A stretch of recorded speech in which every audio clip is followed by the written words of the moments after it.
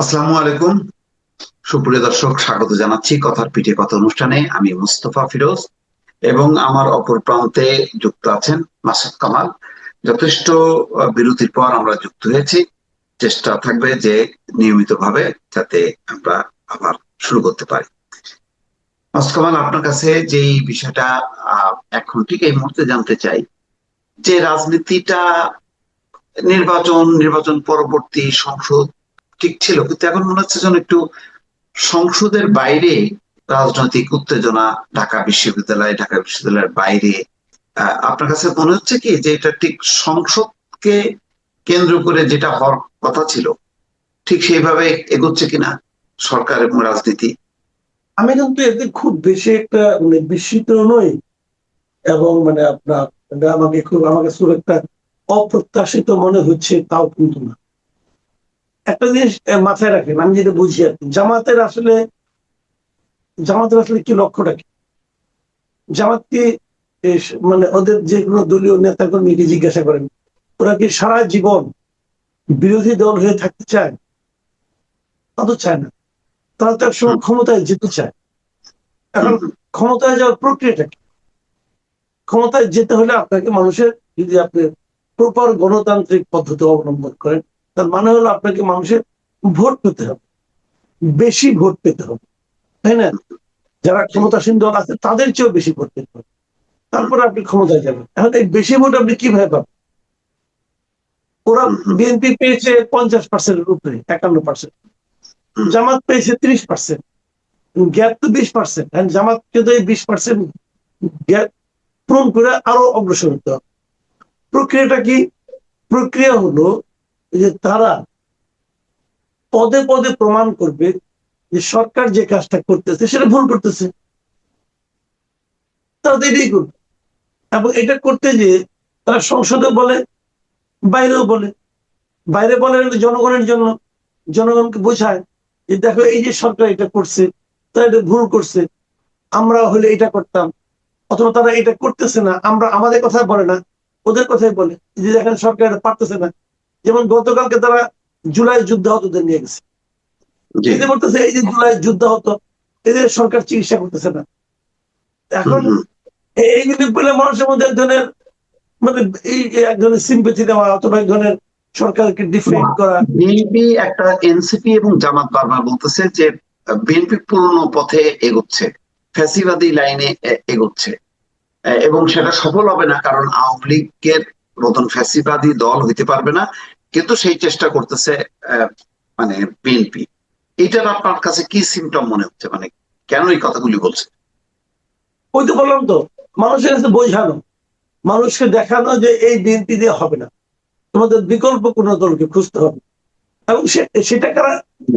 যেহেতু হুম। আওয়ামী লীগরা আমরা market out করে দিয়েছি, অতএব অবধায় আমি জামাত ইসলাম আছে, আমি এনসিপি ইসলাম, তোমরা আমাদের দিকে তাকাও। কিন্তু আমার কাছে যেটা মনে হয় কি জানেন, সবই ঠিক আছে, হুম। কিন্তু একটু অসময় হয়ে গেছে, একটু আর্লি হয়ে গেছে। এটা যদি আচ্ছা। 4 বছরের মাথায় করতো আমি কিছু বলতাম না। তো 4 মাসও হয় না, 2 মাসের মাথায় যায়। এটা হয় না রে ভাই। শোনেন, আপনার বাচ্চা ফুটাতে হলে ডিমটাকে ফাটতে হবে, ডিমটাকে ভাঙতে হবে। এখন আপনি যদি কাঁচা ডিম নিয়ে ভাঙা শুরু করেন, তাহলে তো বাচ্চা বেরোবে না, বরং সেটা আপনার চোখে মুখে যে আপনাকে আরো দুর্গন্ধযুক্ত করে দেবে। এখন হুম। সময়টা হোক, একটু আর্লি হয়ে গেছে আমার কাছে মনে হয়। এবং তারা যে একটু আমার বলতেছে, মনে হয় কি এনসিপি নেতারা যারা আছে তারা হয়তো একটা ধারণা দেওয়া হচ্ছে যে আবার মানে 24-এর মতন গণঅভ্যুত্থান হবে। সেটা কি আসলে তেমনটা কি হয়, এরকম ঘন ঘন গণঅভ্যুত্থান? এই জিনিসটা ওরা হয় কি যায় না আমি বলতে পারি। 24-এ গণঅভ্যুত্থান কি এই এনসিপি নেতাদের আহ্বানে হয়েছিল? না। মানুষ ছাত্র। ফুসে উঠছিল, না। যার যার ব্যক্তিগত ক্ষোভ, অপ্রাপ্তি, অপমান, তার প্রতিবাদে সেই সময় তারা সামনে ছিল। এই তো, তারা তো আন্দোলন, আজকে তারা বিএনপি কে অভিযোগ করতেছে কি যে তারা সংস্কার করতেছে না। আরে বাবা, যখন 24-এর আন্দোলন হয়, 24-এর আন্দোলন কি সংস্কারের দাবিতে হয়েছিল? হয়েছিল? 24-এর আন্দোলন হয়েছিল হাসিনা সরকারের পতনের আন্দোলন। পতনের আন্দোলন, হ্যাঁ। ওই সময় না সংস্কার আচ্ছা, আমরা তো আপনার সাথে একটু শেয়ার করি ব্যক্তিগতভাবে। আমরা তো প্রতিদিন প্রায় করতাম, মানে ওই যে কথার পিঠে কথা এই অনুষ্ঠানটা আপনিও করতেন, পরে কথা দিয়ে কথার আলোচনা আমিও করতাম। কিন্তু আপনি মানে 4 তারিখ পর্যন্ত কি আমরা সংস্কারের কথা কোনো শুনছি? 4 তারিখ পর্যন্ত তো আমার মনে পড়ে না, শুধু ওই কোটা সংস্কার, সেটা কোটার আন্দোলন তো, মানে কিন্তু বৃহত্তর রাষ্ট্র পর্যায়ে সংস্কার করতে হবে, 72-এর সংবিধান পাল্টায় দিতে হবে, এই আলোচনা তো 4 আগস্ট পর্যন্ত শুনি নাই। শুনছেন আপনি এরকম কোনো দাবি দেওয়া? আন্দোলন ছিল কোটা সংস্কারের আন্দোলন, কোটার আন্দোলন, যে কোটা পদ্ধতি চলবে না। পরে তো এক দফার আন্দোলন রূপ নেয়। পরে এক দফা আন্দোলন হলো যে হাসিনা পতনের আন্দোলন। হ্যাঁ। আপনি দেখেন না, পত্রিকাগুলো দেখেন না, দেখলে বুঝবেন সব তো পাওয়া যায়। ওখানে এই সংস্কারের কোন নামই ছিল না। এবং ওরা করলো কি, আইনে বসানো লোকে কাকে, ডক্টর ইউনূসকে 8 তারিখে। এবং উনি বসে উনি কোটা আরম্ভ করলেন। কি কোটা? উনি ছাত্রদের থেকে কোটা করলেন, ছাত্রদের কোটা থেকে 2 জনকে নিলেন। উনি চট্টগ্রামের কোটা করে কয়েকজনকে, 4-5 জনকে নিলেন। উনি গ্রামীণ ব্যাংকের কোটা করে কয়েকজনকে নিলেন। না, এটা তো একটা চিঠি লিখছে যে সরকারি সকল পর্যায়ে ওই যে একদম মানে জেলা উপজেলা থেকে সমস্ত মিটিং গুলোতে ছাত্র প্রতিনিধি রাখতে হবে। এটা কি তাহলে ছাত্রদের ছিল না, কোটা ছিল না? উনি তো শুরুই করলেন, যাত্রাই শুরু করলেন কোটা দিয়ে। তারপরে ওনার কোটা, ওনার ব্যক্তিগত কিছু কোটা ছিল, সেই কোটা দিয়ে উনি সরকার। এবং তারপরে কি করলেন, বাড়ি করলেন একটা সংস্কারের নাম। এবং সেই সংস্কারটা কাকে দিয়ে বাস্তবায়ন করলেন? এমন কিছু লোক দিয়ে বাস্তবায়ন করানো, যেমন ডাইকা দিয়ে, যাদের সঙ্গে জুলাইয়ের আন্দোলনের কোনো সম্পর্কই ছিল না। আমরা যদি বলি যে 71-এর মুক্তিযুদ্ধে যারা মুক্তিযুদ্ধ করেছে এবং কিছু লোকজন মুক্তিযুদ্ধ করে নাই, যারা, যাদেরকে আমরা রাজাকার বলি, সুবিধাবাদী ছিল, আবার কিছু লোক চুপচাপ ছিল, তারা মুক্তিযুদ্ধদের সাপোর্ট করেছে। তো এইখানে যারা ছিল, আপনি আমাকে বলেন তো ভাই, নূরজাহান বেগম কিভাবে এই আন্দোলনে ছিলেন, অথবা কিভাবে আন্দোলনের সহায়তাকারী ছিলেন? উনি নিজেই বলুন তো। ওনাকে বানাই দিলেন আপনি উপদেষ্টা মন্ত্রী। বিধানচন্দ্র পোদ্দার নাকি একজনকে নিয়ে আসছিল, উনি কে? ওনার বোর্ড চিকিৎসক, তারা এনে বানাই দিয়েছে। আপনি বলেন। আবার একটা চট্টগ্রামে ডক্টর ইউনূসের নামে কি একটা সংগঠন আছে, ইউনূসের সমর্থক, ওই সংগঠনের প্রধান হিসেবে ওই যে আরেকজনকে বিদেশ থেকে নিয়ে আসছে। তো এই তৈরি করছেন পুরো কোটা সিস্টেম। তারপরে এই সমস্ত লোককে আইনে নিয়ে আলী রিয়াজকে নিয়ে আসলেন আমেরিকার থেকে, মনির হায়দার আসলো আমেরিকার থেকে, এই আসে তমুক জায়গায় থাইলে নিয়ে এরা বলে সংস্কার করবো। আর এরা কি সংস্কার করবো? এরা তো দেশে থাকেই না। এবং এরা এই দেশকে অপছন্দ করে এই দেশ ছাইরা আরেক দেশে চলে গেছে। তারা এসে আমার ঠিক করে দেবো, আর আমার দেশের লোক সব ঘাস খায় না। কই এখন তারা কই? এখন তারা কই?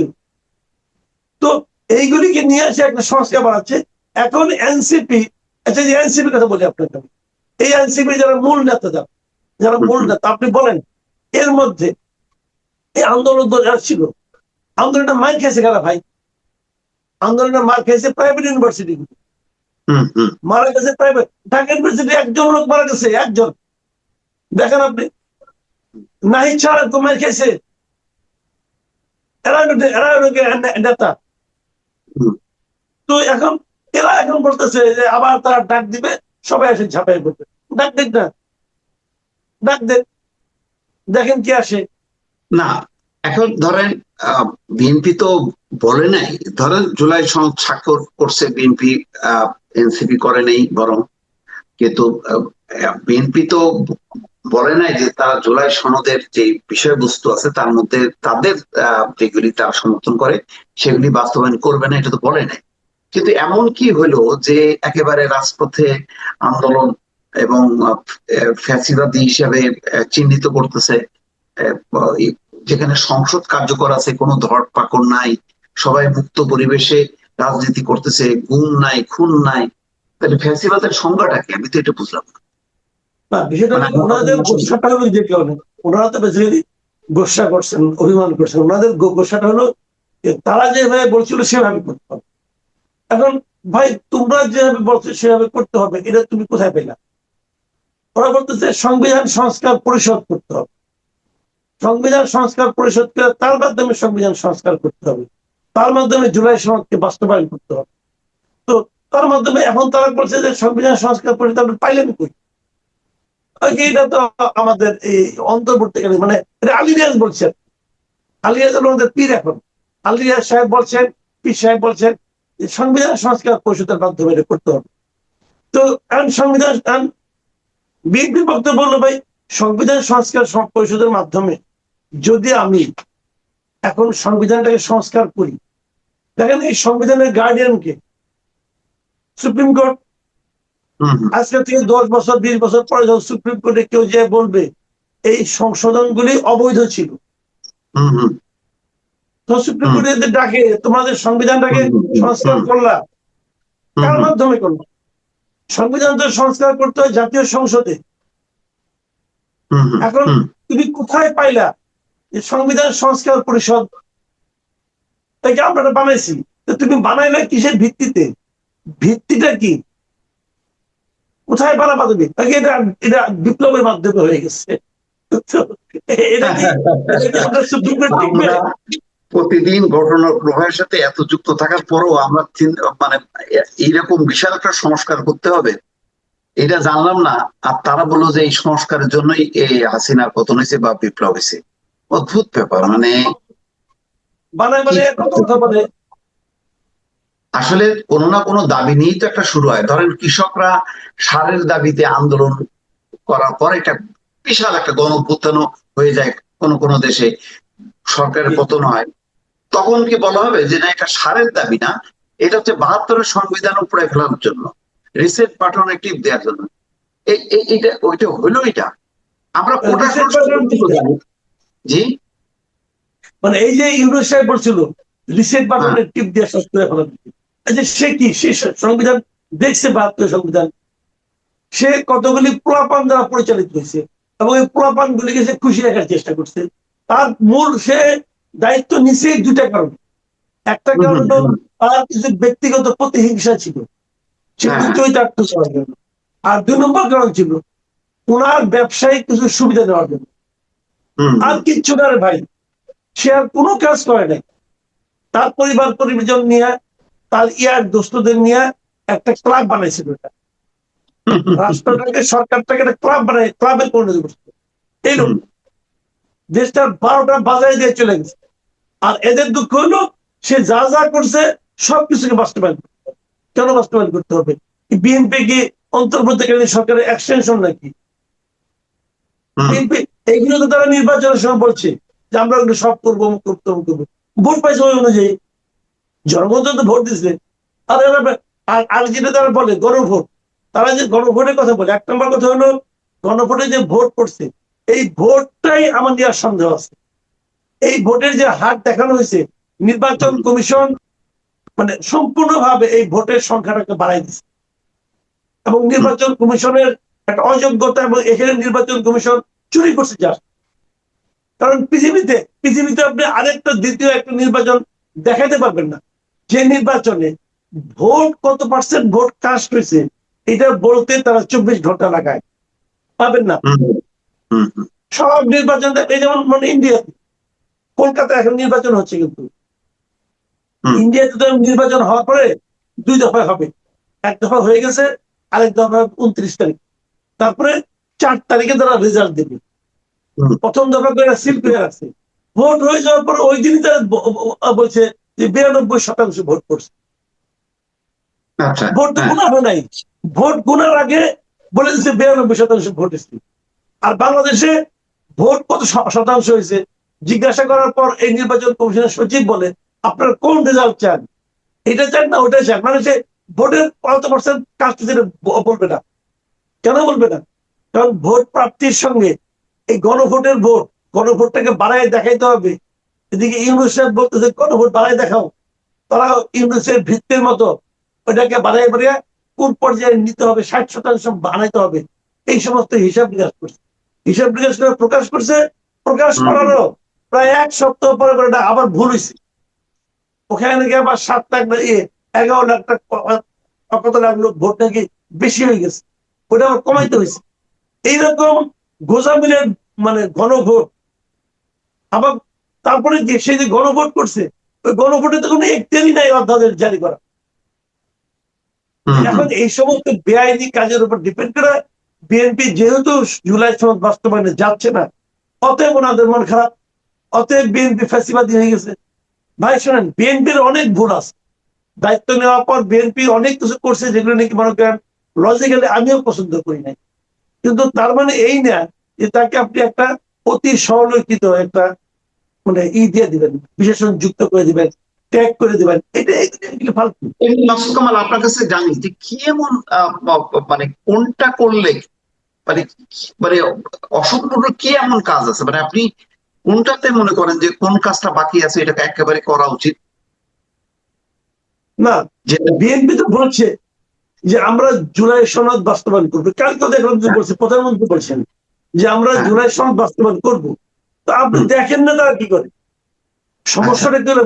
সমস্যা হলো বিএনপি যেটাকে জুলাই সনদ মনে করে, ওইটাকে এনসিপি এবং জামাত অসম্পূর্ণ জুলাই সনদ মনে করে। আবার এনসিপি এবং জামাত যেটাকে জুলাই সনদ মনে করে, বিএনপি সেটাকে জুলাই সনদ মনে করে না। ডিফারেন্স হলো এখানে। না, জুলাই সনদ বলতেছি, কিন্তু জুলাই সনদের কি এমন আছে, কোন জিনিসটা বাস্তবায়ন হইলে তারা খুশি হবে বা দেশবাসীর জন্য বিশাল উপকার হবে? আপনার কাছে কি মনে হয় কোন মানে ধারাটা, কোন সংস্কারটা খুব জরুরি? আমার ধারণা হলো যেটা নিয়ে মূলত বিরোধ আছে, সেটা হলো উচ্চকক্ষ।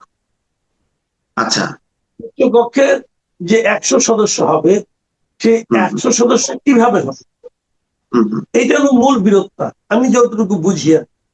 এবং এখানে উচ্চকক্ষে বিএনপি বলছে যে নিম্ন কক্ষের যে মেম্বার অফ পার্লামেন্ট যারা আছেন, তাদের যে আনুপাতিক হার, এই আনুপাতিক হারে উচ্চকক্ষ মেম্বার হবে। আমি কিন্তু এটাকে ভালো মনে করি, আমি পার্সোনালি এটাকে সাপোর্ট করি। উচ্চকক্ষ হলে কি হবে দেশে? উচ্চকক্ষ কোনো কাম নাই। হ্যাঁ, উচ্চকক্ষ বিএনপি যেভাবে চাচ্ছে ওইটা হলে উচ্চকক্ষ করার কোনো দরকার নেই। আর অন্য এনসিপি অথবা জামাত যেটা চাচ্ছে, জামাতের বক্তব্য হলো উচ্চকক্ষ হবে যে ভোটের আনুপাতিক হার, যে দল যত পার্সেন্ট ভোট পাইছে সেই অনুপাতে ততজন সদস্য তারা পাবে। বুঝলাম, কিন্তু সেটা হলে কি হবে? মানে মানে এই 300 সদস্যের উপরে আরো 100 সদস্য চাপানো হলো, মানে ওটা হলে কি হবে? মানে মানে আপনার আমার কি লাভ হবে? কি লাভ হবে? আমি কেন বলি আপনাকে যে নিম্নকক্ষ থেকে মনে করেন পুরো একটা আইন করলো, আইনটা করলে আইনটা করলে সেটা আপনি মনে করেন প্রেসিডেন্টের কাছে যাচ্ছে, প্রেসিডেন্ট সিগনেচার করে দিচ্ছে, আইনটা হয়ে গেল।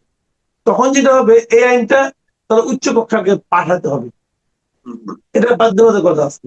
উচ্চ কক্ষ সেটাকে পাশ করবে। এখন সাধারণত নিয়মটা কি হয়, এটা পৃথিবীর অনেক দেশে আছে, ইন্ডিয়াতে আছে, আমেরিকাতেও আছে। তো ওখানে যেটা হয় যে ওই উচ্চ কক্ষ যখন যায়, ওখানে কিছু এক্সপার্ট লোক থাকে বিভিন্ন বিষয়ের উপর। তারা ওখানে সবাই পলিটিক্যাল লোক হবে তা কিন্তু না। ধরেন দুই অবসরপ্রাপ্ত বিচারপতি থাকবে, ওখানে কিছু চিকিৎসা শাস্ত্রের লোক থাকবে, কিছু ইঞ্জিনিয়ার থাকবে, কিছু শিক্ষাবিদ থাকবে, বিভিন্ন টাইপের লোক থাকবে। ওখানে যেটা হয় আপনার নিরপেক্ষ লোকজন থাকবে যারা নিরপেক্ষভাবে কাজ করবে, এরকম মনে হচ্ছে আপনার? না, নিরপেক্ষভাবে কাজ করা দরকার না, কিন্তু কিছু এক্সপার্ট থাকবে, তারা এটা আলোচনা করবে। আলোচনা করে বলবে না এটার মধ্যে এই ঝামেলাগুলো আছে, এটা করা ঠিক হবে না, যদি তারা বলে, অথবা বলবেই না। যদি তারা বলে যে ঝামেলা আছে, তাহলে এটা বললে তারা আমার এটা নিম্ন কক্ষে পাঠাতে পারে। পাঠালে পরে যদি নিম্ন কক্ষ মনে করে না তবু ওইটাই পাস করা উচিত, তখন এটা পাস হয়ে যাবে। তাহলে এখন উচ্চ কক্ষের কিন্তু আসলে তেমন কোনো ক্ষমতা নাই, কিন্তু উচ্চ কক্ষে যে প্রশ্নটা করতে পারে, যে আমরা পাস করলে আমাদের উপর কেউ যেন প্রশ্ন করতে পারে, এই প্রশ্ন করার বিষয়টা আমি মনে করি ইম্পর্টেন্ট, এটা থাকা উচিত, আমি মনে করি থাকা উচিত। কিন্তু যদি নিম্ন কক্ষের আনুপাতিক হারে হয়, তাহলে বিএনপি দলে এতজন ওই একই হিসেবে হবে, তাহলে সেইটা আবার আমি মনে করি থাকা না থাকা একটু। আচ্ছা, এটা কি মানে মানে এই মুহূর্তের জন্য খুবই ভাইটাল একটা বিষয় হয়ে গেল? খুব ভাইটাল বিষয় না, একটা জায়গা হলো যেমন চেক এন্ড ব্যালেন্স। এখন যেটা হচ্ছে যে প্রধানমন্ত্রী যা চাইবেন সেটাই হচ্ছে, যেটা শেখ হাসিনা বলেছিল। প্রধানমন্ত্রী বললেন এটা করতে হবে, সবাই হ্যাঁ হ্যাঁ হ্যাঁ, সবাই সেটা আইন করে দিল, হয়ে গেল।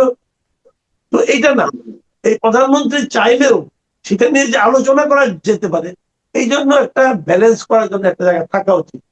রাষ্ট্রপতিরও এটা বলা উচিত, রাষ্ট্রপতিরও সে ক্ষমতা থাকা উচিত যে সে দেশে ফেরত পাঠাবে, না এটা ঠিক হয় নাই, আবার ওদিকে ঠিকঠাক করেন। এই ধরনের চেক এন্ড ব্যালেন্স, একটা আইন যখন আপনি করে ফেলাবেন, সেই আইন দ্বারা তো দেশ চলবে, তাই না? একজন ব্যক্তি চাইলেন সঙ্গে সঙ্গে হয়ে গেল, এটা ঠিক না, এটাকে গণতান্ত্রিক বলা যায় না। ওখানে চেক এন্ড ব্যালেন্সের একটা ব্যবস্থা থাকা উচিত বলে মনে করি। না, ঠিক আছে, আপনার সাথে আমি দ্বিমত করছি না, কিন্তু সংসদীয় দেখেন বিভিন্ন কমিটিও কিন্তু আছে, সেই কমিটিগুলো কিন্তু ফাংশন করে না। এই আইনগুলো একটা বিশেষ কমিটিতে যায়, সেই কমিটিগুলোও কিন্তু ফাংশন করে না। সেই কারণে আমাদের এই কাঠামোতে উচ্চকক্ষ করার পর, উচ্চকক্ষ যে দৃষ্টিকোণ হোক না কেন, মানে আরো 100 সদস্য আপনি বাড়াবেন এই রাষ্ট্রের উপর, সেটা কতখানি কার্যকর হবে, কতখানি ফাংশন করবে, এটা উচ্চকক্ষের বেতন কাঠামো ওরকম হাই না করলেই হয়। ওখানে তো আপনার যারা যাবে তারা তো বিভিন্ন পেশা থেকে যাবে, এবং তাদেরকে ওরকম ভাবে আমি মনে করি যে ওরকম অর্থনৈতিক খরচটা কমানো কমানো যেতে পারে। কিন্তু এখানে আরেকটা বিষয় আছে, যেমন ধরেন আপনার যে যদি আমি সংসদের সংখ্যানুপাতিক ভাবে করি, তাহলে কি হয়? তাহলে হয় আপনার ওখানে কিন্তু আরেকটা মিনি সংসদ হয়। কিন্তু যদি আপনি ভোট প্রাপ্তির সংখ্যানুপাতিক হারে করেন, যেমন ধরেন আপনি, আমি এক কথা বলি, ইসলামী আন্দোলন, ইসলামী আন্দোলন কিন্তু কোনো পায় না, আপনার কি বলে আসলে জিততে পারে না, কিন্তু ইসলামী আন্দোলনকে তো অনেক লোক ভোট দিছে, এবং সেই ভোটের সংখ্যা কিন্তু প্রায় 2% মতো হয়ে গেছে। তাহলে সেখানে তাদেরও কিন্তু 1 বা 2 জন প্রতিনিধি থাকবে। তো এগুলো আমি বলছি কি, এটা কিন্তু মোর পার্টিসিপেটরি হয়, মানে অনেকগুলি দলে অংশগ্রহণ হয়, এটাই। এবং আমি মনে করি এটা হওয়া উচিত, এবং এই পিআর পদ্ধতিতে হওয়া উচিত। আচ্ছা আচ্ছা আচ্ছা, আমি একটু শেষ এটা বলি, যেটা নিয়ে এখন উত্তেজনা, সেটা হলো যে গুপ্ত শব্দ নিয়ে। গুপ্ত শব্দ নিয়ে সাম্প্রতিক বিশ্ববিদ্যালয়ে বেশ তুমুল উত্তেজনা, চট্টগ্রামেও হয়েছে। এই শব্দটায় কেন মানে ক্ষিপ্ত হচ্ছে ইসলামী ছাত্র শিবিরের নেতা কর্মীরা বা জামাত? আপনার কাছে কি তারা ক্ষিপ্ত হচ্ছে এই কারণে, তাদের সঙ্গে তারা মনে করতেছে যে তারাই আসলে গুপ্ত। তারা যদি নিজেদেরকে গুপ্ত মনে না করতো, তাহলে তার খেলা কিছু ছিল না। এখন তারা মনে করতেছে যে আমরা যে গুপ্ত, এটা যদি প্রকাশিত হয়ে যায় তাহলে আমাদের একটা বেজ্জতি না, তারা এটা নিয়ে মানে বাস্তবতা কি বলে? বাস্তবতা তো তাই, কারণ সাদিক কাইম বলেন, ফরহাদ বলেন, যারা ওই বিপিজিএস সবাই তো বিশ্ববিদ্যালয়ে অবস্থান করছে। এবং একটা এতে দেখলাম যে সূর্য সেন হলেন, সে ছাত্রলীগের সভাপতি ক্যান্ডিডেট ছিল সাদিক কাইম। তো এখন তারা বলতো যে আমরা প্রকাশ্যে আসছি, এখন আমরা শিবির। এটা তো তারা অ্যানাউন্সমেন্ট দিছে রীতিমতো তারা নিজেদের ফেসবুকে। এখন এই জিনিসটা আপনার খেয়াল আছে কেন জানি না, যখন নাকি সাদিক কায়েম, ফরহাদ এদের পরিচয়টা প্রকাশ হোক, তখন কিন্তু ছাত্রদলের সভাপতি বর্তমান যিনি রাকিব, এই ছেলেটা আমি দেখছি বেশ মানে আপনার মানে খুবই রিজনেবল টাইপের কথাবার্তা বলে, খুব দায়িত্ব নিয়ে বলে। সে কিন্তু একটা দাবি করছে, দাবি হলো এটা, যেহেতু ছাত্রলীগের মাঝখান থেকে শিবিরের 2-3 জন লোক বেরিয়ে আসতেছে, এখন তারা গুপ্ত ছিল, তাহলে ঢাকা বিশ্ববিদ্যালয়ের যে শিবিরের একটা কমিটি ছিল, এটা তো আমরা জানতাম না। তাহলে আমাদের ওদের দাবি ছিল যে গত 15 বছরে ঢাকা বিশ্ববিদ্যালয়ের শিবিরের যে কমিটিগুলি ছিল, সেই কমিটির নামটা প্রকাশ করা হয়। কারণ গত 15 বছরে তো তারা ওরা গুপ্ত হিসেবে ছিল, তারা হয়তো ছাত্রলীগে ছিল, ওরা আওয়ামী লীগে গেছে, অথবা কেউ হয়তো বিএনপিতে ছিল, সে এখন হয়তো বিএনপির মূল কমিটিতে গেছে ছাত্রদল থেকে, হয়ে যেতে পারে। সেই নামগুলি তো প্রকাশ করেন আপনারা, তারা তো নাম প্রকাশ করে নাই, মানে কি, তারা গুপ্ত অবস্থায় এখনো কিন্তু মূল দলে আছে, কেউ আওয়ামী লীগে আছে, কেউ হয়তো বিএনপিতে আছে। যে কারণে কিন্তু অনেকে বলে যে বিএনপিতে নাকি এখনো 20% মতো গুপ্ত আছে। এখন এইটা একটা হয়তো বলবে যে এটা আমাদের স্ট্র্যাটেজি, কিন্তু এই স্ট্র্যাটেজিকে পৃথিবীর কেউ ভালো স্ট্র্যাটেজি বলবে না। গুপ্তচর থাকে যারা, আপনি দেখবেন যে পৃথিবীর এক দেশের গুপ্তচর যদি আরেক দেশে যে ধরা পড়ে, তাহলে কিন্তু যে দেশের গুপ্তচর তারা কিন্তু তাকে ছাড়ানোর জন্য চেষ্টাও করে না, তারা তাকে অস্বীকার করে যেটা আমার লোক না। এটাই কিন্তু নিয়ম। মানে গুপ্তচর বৃত্তিটা এত ঘৃণিত, মানে প্রকাশ্যে আসে না। এটা কিন্তু আমার নিজ দেশের কাছে সম্মানিত। ধরেন ইন্ডিয়ার একজন গুপ্তচর যদি পাকিস্তানে ধরা পড়ে, সেই লোকটা কিন্তু ইন্ডিয়ার কাছে সম্মানিত, কিন্তু তারা প্রকাশ করে না, বলে যে ভাই এটা আমাদের না, স্বীকারও করে না। তো এরকম আর কি গুপ্তচর, এই গুপ্তচর বৃত্তিটা, এটাকে সম্মানিত কেউ বলে না। যাক, বাস্তব আমরা সামসায়িক বিষয় নিয়ে কয়েকটা পয়েন্টে আলোচনা করলাম। দর্শক নিশ্চয়ই আমাদের এই আলোচনা অব্যাহত থাকবে। আজ এ পর্যন্তই। ভালো থাকবেন। আল্লাহ হাফেজ।